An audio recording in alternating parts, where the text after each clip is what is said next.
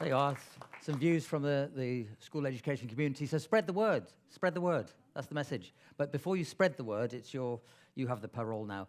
In the front row here are people who can answer any question you care to ask about the Gateway. Most of them, anyway. But they're here, seriously, people here who have developed this and work with it and live with it. So please, don't worry, I'm not the one who's going to answer your questions, but raise your hands if you've got questions you want to be put to one of our experts on the front line. Come on, guys, you must have questions. Who is going to go straight out of here and go onto the website? Nobody? Well, someone's too embarrassed to be done. You got no questions at all? We've still got Adam here. Oh, just a tentative hand. Yes. Sorry, I was just looking for it. You're looking for the website. Yeah, we have a question from Twitter. People have been using the hashtag. Considering that 86% of adults in refugee camps have smartphones, can this be an opportunity for training adults to teach kids out of school? Well, who would like to take that one?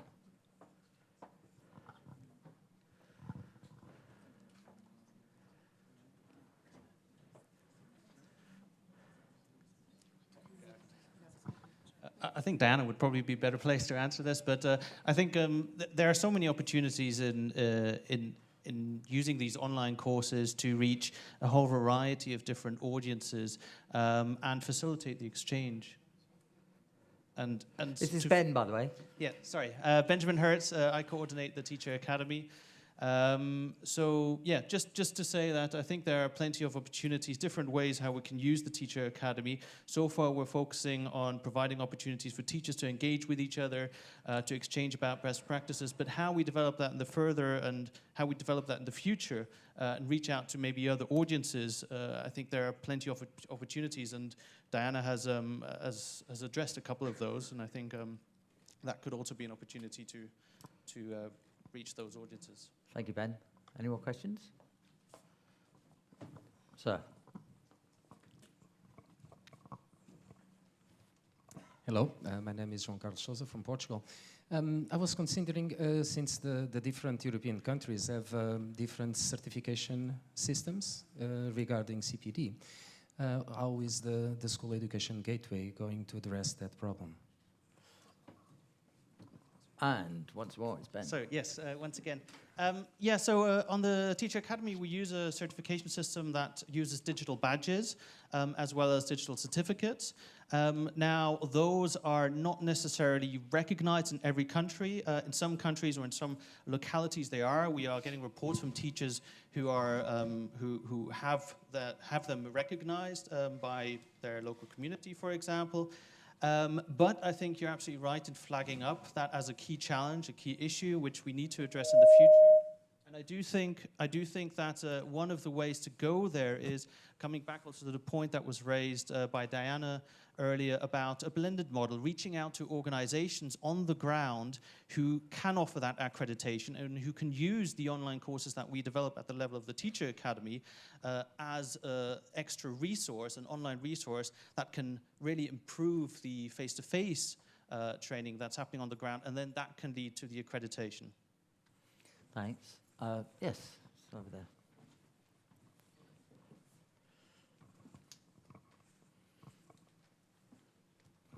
Thank you.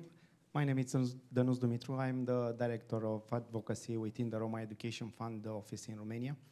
And my question is related to the first session, diversity and inclusion. How this platform, talking about inclusion, can reach those teachers living or teaching in the Roma communities in the rural areas from different countries from European Union, where Roma are. Who's got an idea how to make that connection? Yes, hello, I'm Sophie Bernard from the European Commission. And well, actually, we count on you as well to disseminate the information about the School Education Gateway. So we will put relevant information on the School Education Gateway. We have articles, we have courses, but no, it's also up to you to help us disseminate it widely within your community, within the rural areas, wherever possible. It's a public site, so it's a public platform. There is a limit to what we can do, and we really count on your relay. Okay, any more? Okay, we've got two more, two up this side. This side's winning, by the way. You've only had one.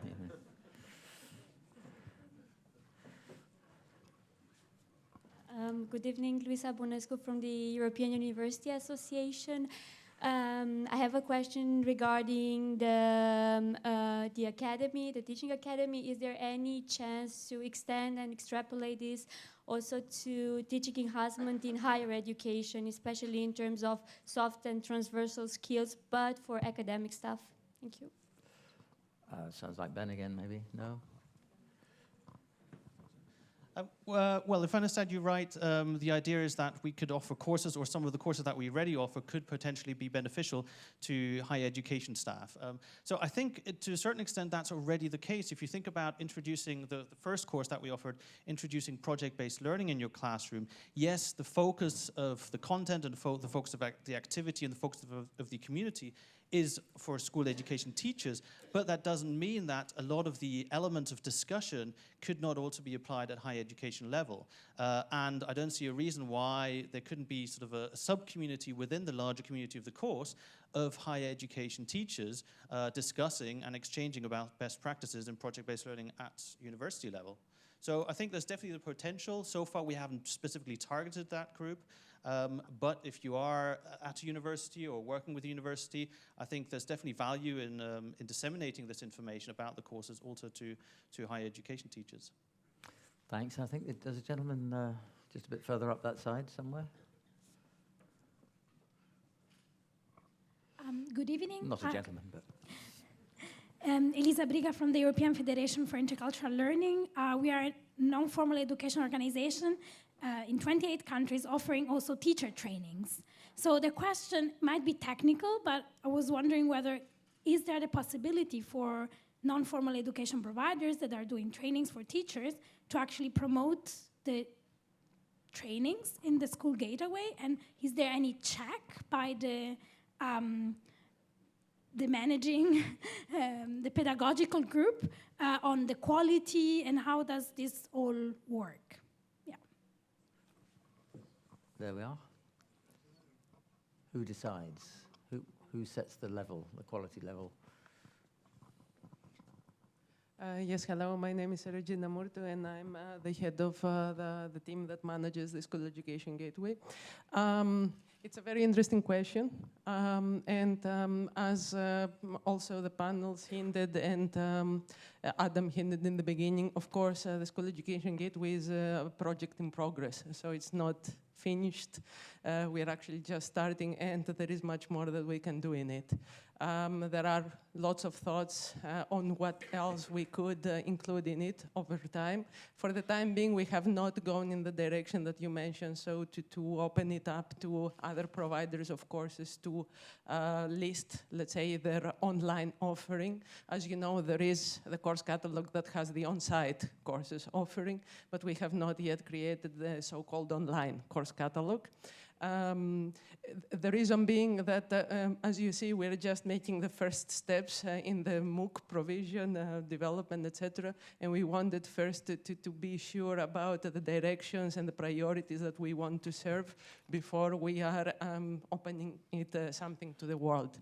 So for the time being, we decided to start small, test the water, see how it goes, if it engages audiences, if it works as a model.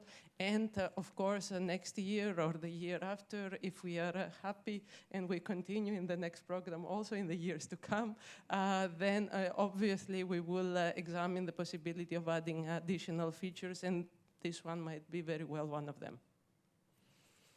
Okay, thank you very much. Any more questions? Yes, lady over there.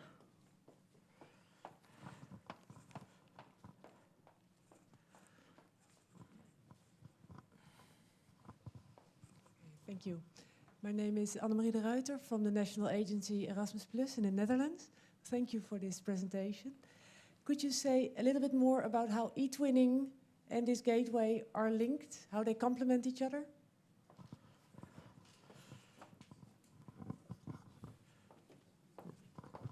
Who's it going to be?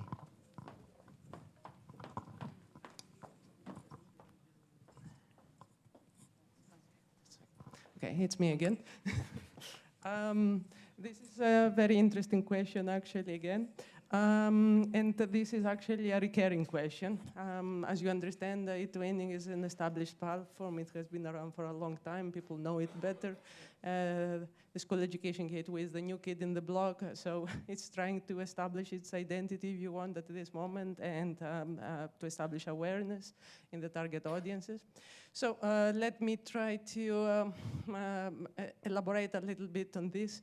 I use usually the expression that please don't start thinking of the School Education Gateway as e-twinning with a different color scheme. So it's a different thing, really. Let's start with e-twinning. You all know e-twinning. It is a very safe and secure platform where teachers and school staff are allowed only after vetting by the national authorities. So if you are in e-twinning, then you are a certified teacher or school staff, and you can get your pupils for school-to-school projects, and there is no danger for them either in the online world. And this is something that e-twinning has been doing brilliantly for 10, 11 years now, and it will continue to do it. And there are also great professional development activities also in e-twinning, but again, for this closed, safe, and secure environment, and for limited groups of people. So at some point, and here maybe I'm touching on the question that was there earlier, how did we started with all this thing? There was, based on the inputs from the working groups, from the different international surveys, from all the data that we were collecting in the Commission, there was clearly a gap of what do we do for the others, that they are not in e-twinning. So the teachers, for that matter, that are not in e-twinning, but also all the other people that are in school education, but they cannot be part of e-twinning because they are not teachers, for that matter. And it became obvious that we needed to do something more, and we needed to do something open. And this eventually translated into the School Education Gateway, which now kept evolving, and now it has acquired also the Teacher Academy feature. If you want to think in comparison, the two things, e-twinning is a closed and secure environment that allows schools to work with other schools, classroom-to-classroom projects, without having the dangers of the open internet. And in contrast, the School Education Gateway invites everybody in and tries to reach the widest possible audience, to disseminate information, and also to provide professional development opportunities, but in large scale.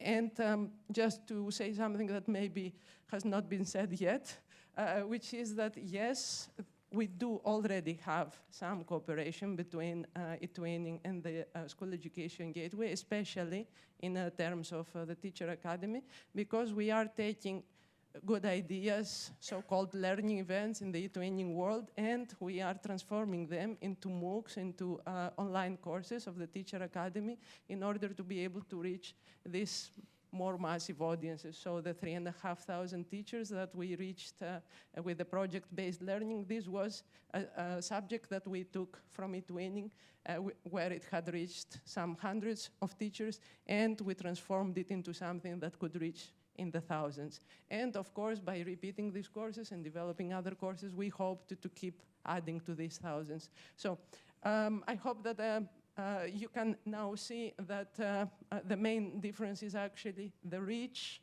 and the nature of the platform, and they both complement each other, of course, and they both have a clear purpose and a clear role to fulfill. Thank you. Thanks. We have time for a couple more questions, if anybody's got any.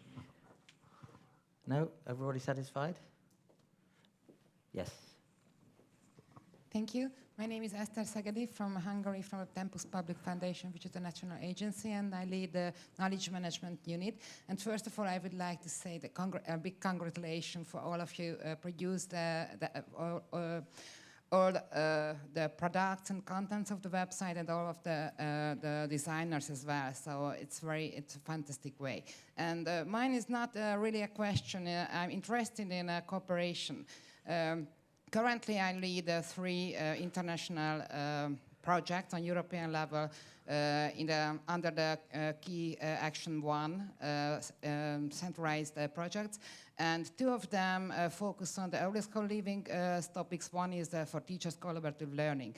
And all of these projects we produce a website, and we will publish also good practices, and we currently, we make a classification and also a standardization for the good practices and also toolkits for teachers.